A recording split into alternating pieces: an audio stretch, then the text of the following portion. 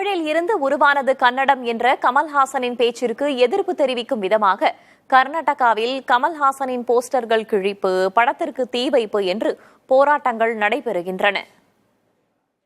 தமிழில் இருந்து பிறந்தது கன்னடம் என்ற கமல்ஹாசனின் பேச்சுக்கு கர்நாடகாவில் எதிர்ப்பு எழுந்துள்ளது. கன்னட மொழியின் வரலாறு மிக நீண்டது என்றும் அது கமலுக்கு தெரியாது என்றும் கர்நாடக முதலமைச்சர் சித்தராமையா தெரிவித்துள்ளார். கமல்ஹாசனின் பேச்சு அநாகரிகமானது, ஆணவத்தின் உச்சம் என கர்நாடக பாஜக தலைவர் விஜயேந்திரா எக்ஸ் சமூக தளத்தில் பதிவிட்டுள்ளார். கமல்ஹாசன் தன் பேச்சிற்காக கன்னட மக்களிடம் மன்னிப்பு கேட்க வேண்டும் என்றும் விஜயேந்திரா கூறியுள்ளார். கமல்ஹாசன் கன்னடர்களை இழிவுபடுத்திவிட்டார் என்றும் அவர் கர்நாடகாவில் தன் படங்கள் ஓட வேண்டும் என விரும்புகிறாரா இல்லையா என கன்னட ரக்ஷண வேதிக அமைப்பின் தலைவர் பிரவீன் ஷெட்டி தெரிவித்துள்ளார். கமல் மன்னிப்பு கேட்க வேண்டும் என கன்னட அமைப்பின் கூட்டமைப்பு தலைவர் வாட்டல் நாகராஜ் வலியுறுத்தியுள்ளார். கன்னட அமைப்புகள் சார்பில் பெங்களூருவில் போராட்டங்களும் நடைபெற்று வருகின்றன. தக் லைஃப் பட நிகழ்ச்சிக்கு கமலை வரவேற்று ஒட்டப்பட்டிருந்த போஸ்டர்களும் கிழிக்கப்பட்டன. பெலகாவியில் நடைபெற்ற போராட்டத்தின் போது கமலின் படம் தீ வைத்து எரிக்கப்பட்டது. மைசூரிலும் போராட்டங்கள் நடைபெற்றன. வீட்டில் கட்டுக்கட்டாக பணம் கைப்பற்றப்பட்ட விவகாரத்தில் நீதிபதி யஷ்வந்த் வர்மாவுக்கு எதிராக நாடாளுமன்றத்தில் தகுதி நீக்க தீர்மானம் கொண்டுவர மத்திய அரசு பரிசீலித்து வருவதாக தகவல் வெளியாகியுள்ளது. நீதிபதி யஷ்வந்த் வர்மா வீட்டில் கைப்பற்றப்பட்ட பணத்திற்கு உரிய கணக்கு இல்லை என்று உச்சநீதிமன்றம் அமைத்த குழுவின் ஆய்வில் தெரியவந்த நிலையில் பதவி விலக அவரை உச்சநீதிமன்றம் கேட்டுக் கொண்டிருந்தது. ஆனால் அது தனது பணம் அல்ல என்று கூறி அவர் பதவி விலக மறுத்த நிலையில் அவரை தகுதி நீக்க குடியரசுத் தலைவருக்கு அப்போதைய தலைமை நீதிபதி சஞ்சீவ் கண்ணா பரிந்துரை செய்திருந்தார். இந்நிலையில் ஜூலை மத்தியில் தொடங்கவுள்ள நாடாளுமன்ற மழைக்கால கூட்டத்தொடரில் நீதிபதி யஷ்வந்த் வர்மாவிற்கு எதிரான தகுதி நீக்க தீர்மானம் கொண்டு வருவது குறித்து அரசு பரிசீலிப்பதாகவும் இதுகுறித்து எதிர்க்கட்சிகளுடன் பேசி வருவதாகவும் தகவல்கள் வெளியாகியுள்ளன. பஹல்காம் தாக்குதலுக்கு பதிலடியாக பாகிஸ்தான் மீது இந்தியா ஆபரேஷன் சிந்தூர் என்ற ராணுவ நடவடிக்கையை செயல்படுத்தியது. இந்த நடவடிக்கைக்கான சின்னமும் மிகவும் பிரபலமானது. இதை வடிவமைத்தவர்கள் ராணுவ வீரர்களே என்பது தற்போது தெரியவந்துள்ளது. லெப்டினன்ட் கர்னல் ஹர்ஷ் குப்தா மற்றும் ஹவில்தார் சுரேந்தர் சிங் ஆகிய இருவரும் இந்த லோகோவை வடிவமைத்ததாக தகவல்கள் தெரிவிக்கின்றன. சிந்தூர் என்பதில் இடம்பெற்றிருந்த திலகம் பஹல்காமில் இறந்த ஆண்களின் மனைவிகள் இழந்த திலகத்தை நினைவுபடுத்துவதாகவும் சிகப்பு நிறம் உயிர் தியாகத்தை குறிப்பதாகவும் கூறப்பட்டது.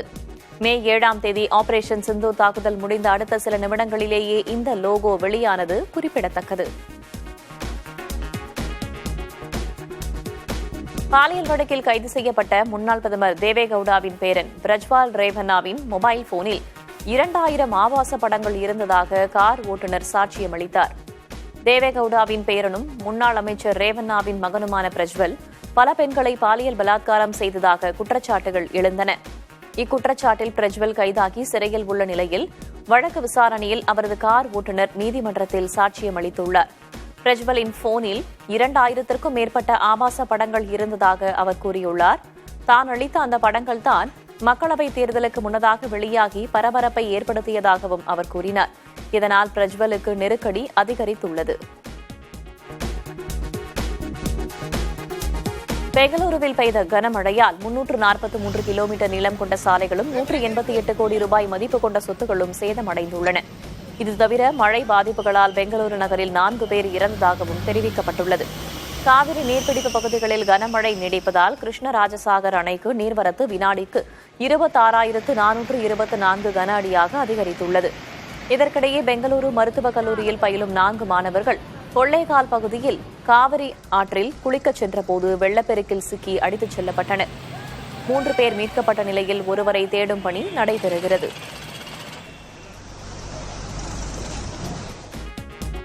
12ஆம் வகுப்பில் கணிதம், இயற்பியல் படித்தவர்கள் மட்டுமே விமான பைலட் ஆக முடியும் என்ற நிலை இனி மாற உள்ளது.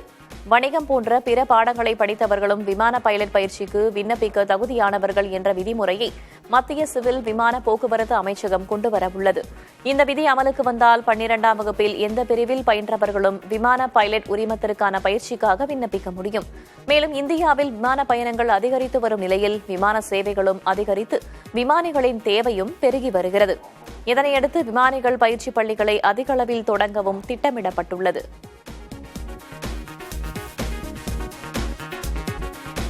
லஞ்ச ஒழிப்புத்துறை சோதனையிலிருந்து தப்பிக்க வருவாய்த்துறை அதிகாரி ஒருவர் லஞ்சமாக வாங்கிய 500 ரூபாய் நோட்டுகளை விழுங்கிய சம்பவம் உத்தரகண்டில் நடைபெற்றுள்ளது. டேராடூன் அருகே உள்ள கல்சி வருவாய் அலுவலகத்தில் பணியாற்றிய அதிகாரி சான்றிதழ் பெறுவதற்காக வந்த சாமானியரிடமிருந்து 2000 ரூபாய் லஞ்சமாக பெற்றுள்ளார். அப்போது திடீரென மாநில லஞ்ச ஒழிப்புத்துறை அதிகாரிகள் அங்கு வந்ததால் பதறிப்போன வருவாய் அதிகாரி 4 500 ரூபாய் நோட்டுகளையும் ஒரேடியாக விழுங்கியுள்ளார். இருப்பினும் அவரை லஞ்ச ஒழிப்புத்துறை அதிகாரிகள் கைது செய்து அழைத்துச் சென்றனர். தமிழ்நாடு மீனவர்களின் இன்னல்களை போக்க கச்சத்தீவை மீட்பதே ஒரே வழி என்று முதலமைச்சர் மு.க.ஸ்டாலின் தெரிவித்துள்ளார். சென்னை திருவொற்றியூரில் மீன்வளம் மற்றும் மீனவர் நலத்துறை சார்பில் 272 கோடியே 70 லட்சம் ரூபாய் செலவில் அமைக்கப்பட்டுள்ள புதிய சூறை மீன்பிடி துறைமுகத்தை தமிழக முதலமைச்சர் மு.க.ஸ்டாலின் தொடங்கி வைத்தார். நிகழ்ச்சியில் பேசிய அவர் சிறைபிடிக்கப்பட்ட மீனவர்களையும் படகுகளையும் மீட்க வேண்டும் என்று பிரதமர் மோடிக்கும் ஒன்றிய வெளியுறவுத்துறை அமைச்சருக்கும் இதுவரை பலமுறை கடிதம் அனுப்பியதாகவும் நாடாளுமன்றத்திலும் வலியுறுத்தி வருவதாகவும் தெரிவித்தார்.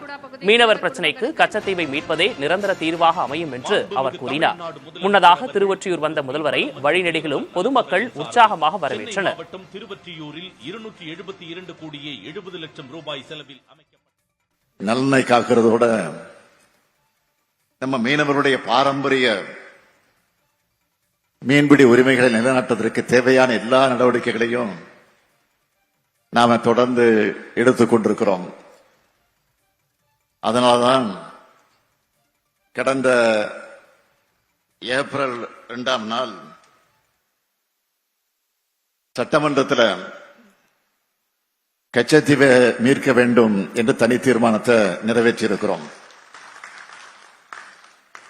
கச்சத்தீவை மீட்பதற்கான தமிழ்நாட்டோட மீனவருடைய இன்னல்களுக்கு அது நிரந்தர தீர்வாக அமையும்.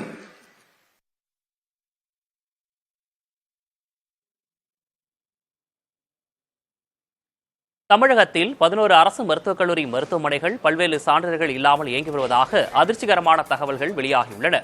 கடந்த 2022ஆம் ஆண்டு அரியலூர், நாகை, திருப்பூர் உள்ளிட்ட 11 மாவட்டங்களில் புதிதாக 11 மருத்துவக் கல்லூரி மருத்துவமனைகள் கட்டப்பட்டு செயல்பாட்டுக்கு வந்தன. இந்த நிலையில் தேசிய மருத்துவ ஆணையம் பல்வேறு ஆவணங்களை அரசு மருத்துவமனைகள் தரப்பிடம் கேட்டபோது 3 ஆண்டுகளாக உரிய சான்றிதழ்கள் இல்லாமல் அவை செயல்பட்டு வருவது தெரியவந்துள்ளது. குறிப்பாக மாசு கட்டுப்பாட்டு வாரியம், பொதுப்பணித்துறை, தீயணைப்புத்துறை, நகராட்சி, மாநகராட்சிகளின் தடையில்லா சான்றிதழ்கள் பெறாமல் இயங்கி வருகின்றன. தற்போது அந்தந்த துறைகளிடம் தடையில்லா சான்றிதழ்கள் பெறும் முயற்சியில் சம்பந்தப்பட்ட மருத்துவமனைகள் ஈடுபட்டுள்ளன.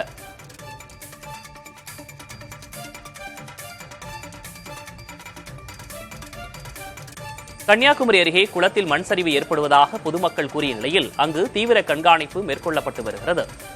அருமனை பகுதியில் உள்ள பொதுப்பணித்துறைக்கு சொந்தமான நெடுங்குளத்தில் அளவுக்கு அதிகமாக மண்வெட்டி எடுக்கப்படுவதாக பொதுமக்கள் புகார் தெரிவித்து வந்தனர். தற்பொழுது அப்பகுதியில் தொடர் கனமழை பெய்து வரும் நிலையில் குடியிருப்பு பகுதிகளோடு ஒட்டியிருக்கும் குளத்தின் கரையில் மண் சரிவு ஏற்பட்டதாக தெரிகிறது. இதுகுறித்து பொதுமக்கள் தகவல் அளித்ததை அடுத்து அப்பகுதியில் அதிகாரிகள் ஆய்வு செய்தனர். தொடர்ந்து அங்கு தீயணைப்பு மற்றும் காவல்துறையினர் கண்காணிப்பில் ஈடுபட்டு வருகின்றனர். குளத்தில் பொதுப்பணித்துறை பொறியாளர் ஆய்வு செய்த பிறகு உரிய நடவடிக்கை எடுக்கப்படும் என விளவங்கோடு வட்டாட்சியர் கூறியுள்ளார். கூடுதலாக கட்டணம் வசூலித்த தனியார் கண் மருத்துவமனை பாதிக்கப்பட்ட நபருக்கு 30,000 ரூபாய் நஷ்டஈடு வழங்க வேண்டும் என திருவாரூர் நுகர்வோர் நீதிமன்றம் உத்தரவிட்டுள்ளது. திருவாரூர் மாவட்டத்தைச் சேர்ந்த சச்சிதானந்தம் கும்பகோணத்தில் உள்ள பிரபல கண் மருத்துவமனையில் கண் அறுவை சிகிச்சை மேற்கொண்டுள்ளார். ஆனால் மருத்துவ காப்பீட்டு நிறுவனம் மூலம் சச்சிதானந்தம் வழங்கிய கட்டணத்தை விட கூடுதலாக 4,000 ரூபாய் மருத்துவமனை நிர்வாகம் வசூலித்துள்ளது. இதுகுறித்து சச்சிதானந்தம் தொடர்ந்த வழக்கை விசாரித்த திருவாரூர் நுகர்வோர் நீதிமன்றம் 9 விழுக்காடு வட்டியுடன் 4,000 திருப்பி ஒப்படைக்க வேண்டும் எனவும் நஷ்டஈடு வழக்கு செலவு தொகையாக 30,000 ரூபாய் வழங்க வேண்டும் எனவும் மருத்துவமனைக்கு உத்தரவிட்டது. சென்னையில் 1,80,000 திருநாய்களுக்கு கருத்தடை செய்யப்பட உள்ளதாக சென்னை மாநகராட்சி தெரிவித்துள்ளது. சென்னை மாநகராட்சியில் திருநாய்க்கடிகள் அதிகரித்து வருகிறது. கடந்த 2024ஆம் ஆண்டில் மட்டும் சுமார் 31,000 நாய்க்கடிகள் பதிவாகியுள்ளன. தற்போது ஒவ்வொரு மாதமும் சராசரியாக 2,500 நாய்க்கடிகள் பதிவாகி வருகின்றன. இந்த நிலையில் சென்னை மாநகராட்சியின் 200 வார்டுகளிலும் தெருநாய்களுக்கு கருத்தடை மற்றும் ராபிஸ் தடுப்பூசி போடும் நடவடிக்கையை தீவிரப்படுத்தப் போவதாக சென்னை மாநகராட்சி தெரிவித்துள்ளது.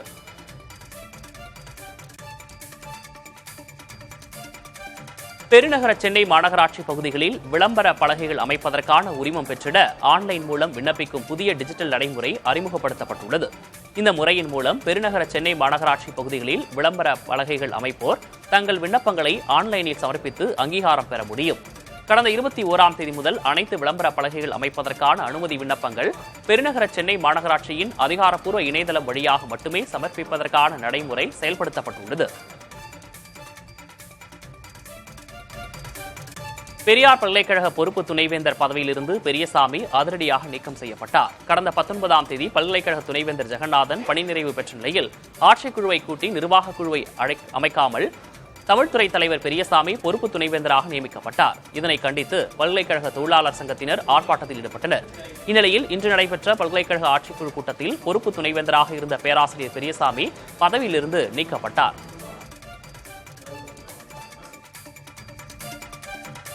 தனிநபர் வருமான வரி கணக்கு தாக்கல் செய்ய கால அவகாசம் செப்டம்பர் 15ஆம் தேதி வரை நீட்டிக்கப்பட்டுள்ளது. 2024-25ஆம் நிதியாண்டில் ஈட்டிய வருமானத்திற்கு 2025-26ஆம் மதிப்பீட்டு ஆண்டில் வருமான வரி கணக்கு தாக்கல் செய்ய வேண்டும். ஏற்கனவே வரி கணக்கு தாக்கல் செய்ய ஜூலை 31ஆம் தேதி வரை அவகாசம் வழங்கப்பட்டிருந்தது. இந்நிலையில் தற்போது செப்டம்பர் 15ஆம் தேதி வரை கணக்கு தாக்கல் செய்ய கால அவகாசம் நீட்டிக்கப்பட்டுள்ளதாக வருமான வரித்துறை தெரிவித்துள்ளது. வருமான வரி கணக்கு தாக்கல் செய்யும் ITR படிவங்களில் திருத்தங்கள் செய்யப்பட்டிருப்பதே கால அவகாசத்தை நீட்டிக்க காரணம் என வருமான வரித்துறை தெரிவித்துள்ளது. பொதுத்துறை காப்பீட்டு நிறுவனமான LIC 4வது காலாண்டில் 19,031 கோடி ரூபாய் நிகர லாபம் ஈட்டியுள்ளதாக அறிவித்துள்ளது. இது முந்தைய ஆண்டின் இதே காலாண்டுடன் ஒப்பிடுகையில் 38% அதிகமாகும். விதிமுறைகளில் மாற்றங்கள் செய்யப்பட்டதன் காரணமாக பிரீமியம் வளர்ச்சி குறைந்த போதிலும் திறம்பட செயல்பட்டதால் லாபம் அதிகரித்துள்ளதாக LICயின் தலைவர் சித்தார்த்தா மோகண்டி தெரிவித்துள்ளார். இந்நிலையில் பங்குதாரர்கள் வைத்திருக்கும் ஒவ்வொரு பங்கிற்கும் தலா 12 ரூபாய் டிவிடெண்ட் வழங்கப்படும் என LIC அறிவித்துள்ளது. மாநிலங்களில் கட்சியை வலுப்படுத்த பாஜக பாணியில் காங்கிரஸ் கட்சியும் சோஷியல் இன்ஜினியரிங் அரசியலை கையில் எடுத்திருக்கிறதா என்ற கேள்வி எழுந்துள்ளது.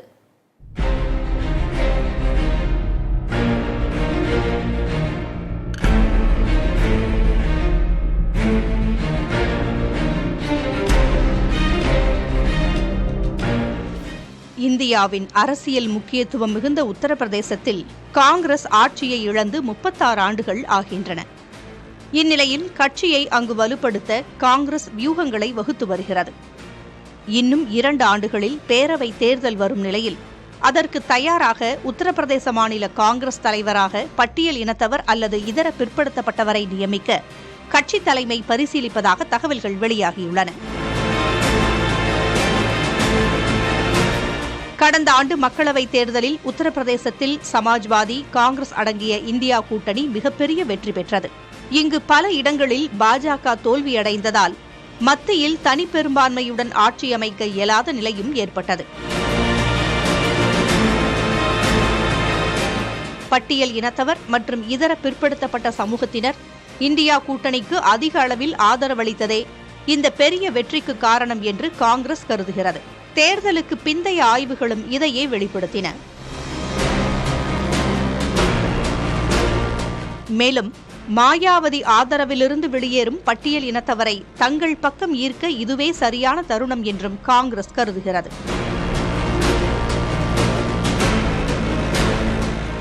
இதன் அடிப்படையில் மாநில தலைவரை தேர்வு செய்ய காங்கிரஸ் வியூகம் வகுத்துள்ளது. பீகார் மாநிலத்திலும் பட்டியல் இன சமூகத்தவரையே மாநில தலைவராக காங்கிரஸ் நியமித்துள்ளது. பாஜகவின் தேர்தல் வெற்றிகளுக்கு சோஷியல் என்ஜினியரிங் எனப்படும் வெவ்வேறு சமூகங்களை அரசியல் ரீதியாக கையாளுதல் முக்கிய அம்சமாக பார்க்கப்படும் நிலையில் அதே ஆயுதத்தையே காங்கிரஸ் கையில் எடுக்கிறதா என்ற கேள்வியும் எழுந்துள்ளது.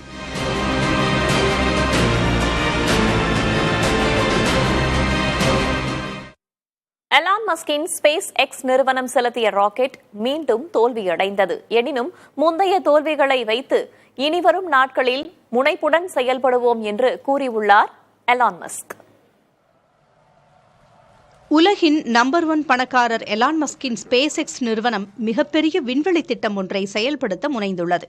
அதிக எடையுடன் செல்லக்கூடிய சக்தி வாய்ந்த ராக்கெட்டுகளை பல்வேறு கோள்களுக்கு அனுப்புவதுடன் அவற்றை திரும்ப பூமிக்கே வரவழைத்துக் கொள்ளவும் முயற்சி செய்து வருகிறது. இதன் மூலம் செவ்வாய், சந்திரன் போன்ற கோள்களுக்கு மனிதன் எளிதாக சென்று வர முடியும் என்று கூறப்படுகிறது.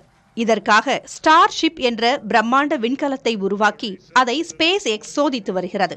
இவற்றை வெற்றிகரமாக ஏவும் முயற்சி இதுவரை 8 முறை தோல்வியடைந்துள்ளது. இந்நிலையில் டெக்சஸிலிருந்து அனுப்பப்பட்ட மற்றொரு ஸ்பேஸ் எக்ஸ் ராக்கெட்டின் பூஸ்டர் பகுதி கட்டுப்பாட்டை இழந்து கடலில் விழுந்துவிட்டது.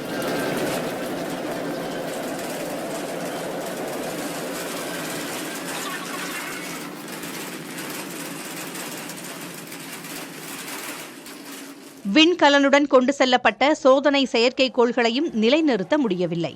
எனினும் முந்தைய ராக்கெட்டுகளை விட தற்போது அனுப்பப்பட்ட ராக்கெட் கூடுதல் தொலைவு சென்றுள்ளது. எரிபொருள் டேங்கில் அழுத்தம் அதிகரித்து எரிபொருள் கசிந்ததே ராக்கெட் தோல்விக்கு காரணமாக கூறப்படுகிறது.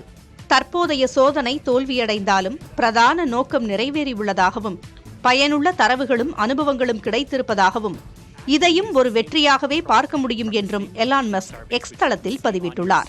அடுத்தடுத்து சோதனைகள் விரைவுபடுத்தப்படும் என்றும் இனி 3 அல்லது 4 வாரங்களுக்கு ஒருமுறை ராக்கெட் அனுப்பப்படும் என்றும் தெரிவித்துள்ளார். தோல்விகளை விரைவாக சந்தித்து அவற்றிலிருந்து விரைந்து பாடங்களை கற்றுக்கொண்டு தவறுகளை சரி செய்து திட்டத்தை வெற்றிகரமாக மாற்றுவதே தன் கொள்கை என மஸ்க் கூறியுள்ளார்.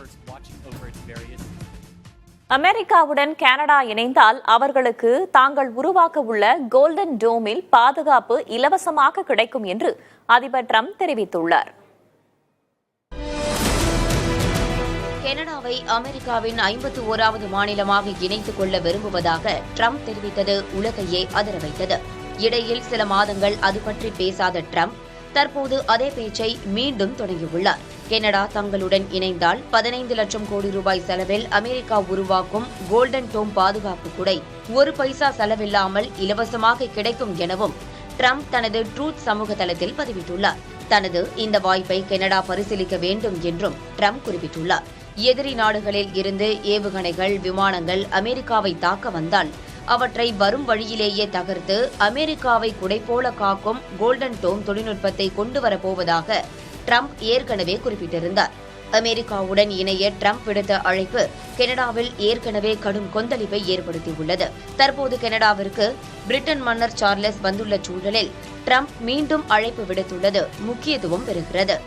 ஏனெனில் பிரிட்டன் பேரரசின் ஒரு பகுதி கனடா என்பதை அமெரிக்காவுக்கு மறைமுகமாக நினைவூட்டும் விதத்தில் சார்லஸின் வருகை பார்க்கப்பட்டது. அமெரிக்காவிற்கு வருபவர்களின் பின்னணி மிகவும் தீவிரமாக ஆராயப்பட்டு அதற்கு பின்னரே அனுமதிக்கப்படுவார்கள் என்று அந்நாட்டு அரசின் செய்தி தொடர்பாளர் டாமி ப்ரூஸ் தெரிவித்தார். வெளிநாட்டு மாணவர்கள் அமெரிக்காவிற்குள் வருவதற்கு அந்நாட்டு அரசு கடுமையான கட்டுப்பாடுகளை விதித்துள்ளது. அமெரிக்க பல்கலைக்கழகங்களில் படிக்க வரும் மாணவர்களுக்கு விசா தொடர்பான நேர்காணலை நிறுத்தி வைக்க அந்தந்த நாடுகளில் உள்ள தூதரகங்களுக்கு உத்தரவிடப்பட்டுள்ளது. சமூக ஊடக பதிவுகளை சோதனை செய்த பின்பே மாணவர்களுக்கு விசா அளிக்கப்பட உள்ளது. இந்நிலையில் வாஷிங்டனில் பேசிய அரசு செய்தி தொடர்பாளர் டாமி ப்ரூஸ், அமெரிக்காவிற்குள் யாரெல்லாம் வர விரும்புகிறார்களோ அவர்களை சாத்தியமுள்ள எல்லா வழிகளிலும் சோதித்து அதன் பிறகே அனுமதிக்கப்படுவர் என தெரிவித்தார். எந்தவொரு அரசுக்கும் தங்கள் நாட்டுக்கு யாரெல்லாம் வருகிறார்கள், எதற்காக வருகிறார்கள், என்ன செய்கிறார்கள் என்பதை தெரிந்து கொள்ள உரிமை உள்ளது என்றும் அவர் கூறினார். அமெரிக்காவில் சட்டவிரோத குடியேறிகள் வெளியேற்றப்பட்டு வரும் நிலையில் அரசின் கொள்கைகளுக்கு எதிராக செயல்படும் பல்கலைக்கழக மாணவர்களையும் வெளியேற்றி வருகிறது. இதன் தொடர்ச்சியாக புதிதாக வருபவர்களும் மிக கடுமையான சோதனைகளுக்கு பிறகே அனுமதிக்கப்பட உள்ளனர். இதற்கிடையே அமெரிக்க அரசின் கட்டுப்பாடுகளை எதிர்த்து ஹார்வர்ட் பல்கலைக்கழக ஆசிரியர்களும் மாணவர்களும் ஆர்ப்பாட்டம் நடத்தினர். அரசின் நெருக்கடிகளுக்கு பணிய மாட்டோம் என்றும் அவர்கள் முழக்கமிட்டனர். ரஷ்ய அதிபர் விளாடிமிர் புட்டின் நெருப்புடன் விளையாடுவதாக அமெரிக்க அதிபர் டொனால்டு ட்ரம்ப் எச்சரிக்கை செய்திருக்கிறார். இதுகுறித்து சமூக வலைதளத்தில் அவர் வெளியிட்டிருக்கும் பதிவில், தான் இல்லாதிருந்தால் இந்நேரம் ரஷ்யாவுக்கு மிகவும் மோசமான விஷயங்கள் நேர்ந்திருக்கும் என்றும் இதை அந்நாட்டு அதிபர் புட்டின் இதுவரை உணரவில்லை என்றும் தெரிவித்தார். உக்ரைன் ரஷ்யா இடையே அமைதி பேச்சுவார்த்தை மூலம் தீர்வு காணும் முயற்சியில் அமெரிக்கா இறங்கியுள்ள நிலையில் உக்ரைன் மீது ரஷ்ய படைகள் நடத்தியுள்ள மிகப்பெரிய தாக்குதல் அமெரிக்க அதிபர் ட்ரம்பை ஆத்திரமடைய வைத்துள்ளதாக கூறப்படுகிறது.